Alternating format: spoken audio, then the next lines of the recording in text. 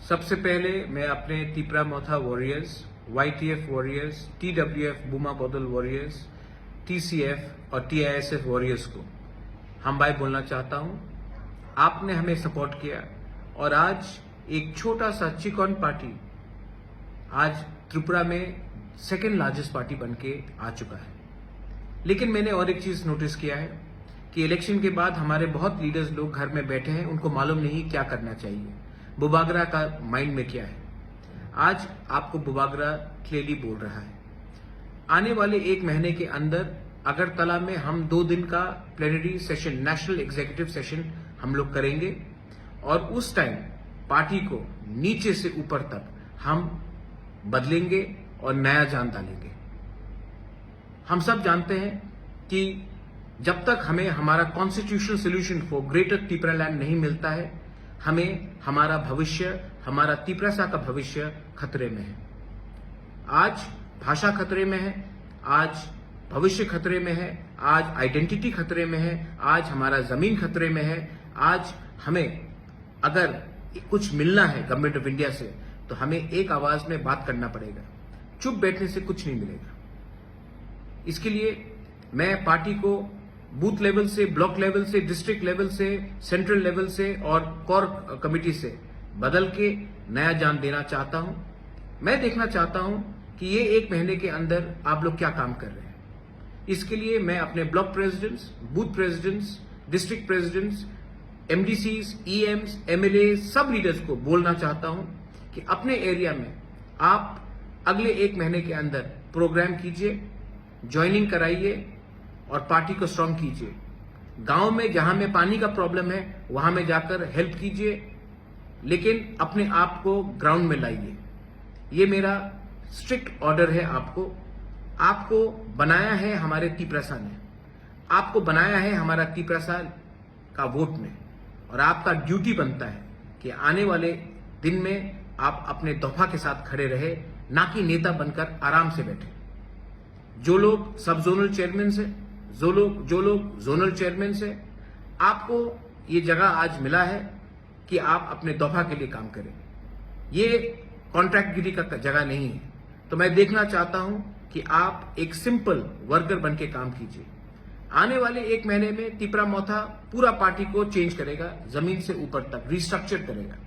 जो लोग काम करेंगे, जो इसने काम किया है, वो पार्टी में उनको जगह मिलेगा। लेकिन जिसको पोस्ट मिलकर वो कुछ नहीं कर रहा है, जिसने दूसरे पार्टी को हेल्प किया है, उनको आइडेंटिफाई करके पार्टी से मुक्त किया जाएगा। ये मैं आपको क्लियरली बोल रहा हूं क्योंकि आने वाले धनपुर इलेक्शन में, आने वाले लोकसभा इलेक्शन में तिपरा मोथा को क्या स्ट्रैटेजी लेना चाहिए, ये हमको डिसाइड करना है। पार्टी में क्या नया जान डालना चाहिए, ये हमें डिसाइड करना है। अगरतला के प्लेनरी सेशन में हम हर कॉन्स्टिट्यूएंसी से 40 से 50 लोगों को लाने की कोशिश करेंगे। इसके लिए मैं अपने MLAs, EMs, block president, district president, जो इस एरिया के लीडर्स हैं, उनको मीटिंग रखकर आप लोग लिस्ट हमें दीजिए। 2 दिन तक उनका खाना पीना रहना का खर्चा मैं देखूंगा। लेकिन तिपरा मोथा को एक ऐसा पार्टी बनना है जो अपने देश के लिए, अपने दफा के लिए फाइट करेगा, ना कि तिपरा मोथा को दूसरी पार्टी जैसा बनना है जो इलेक्शन जीतने के बाद चुप बैठ जाता है। मैं जमीन में आकर फाइट करने के लिए तैयार हूं और मुझे वॉरियर्स चाहिए। और वॉरियर्स वही होता है जिसके अंदर कमिटमेंट होता है। वॉरियर्स वो नहीं होता है जो सिर्फ इलेक्शन के टाइम भाषण देते हैं और तब बैठ जाते हैं।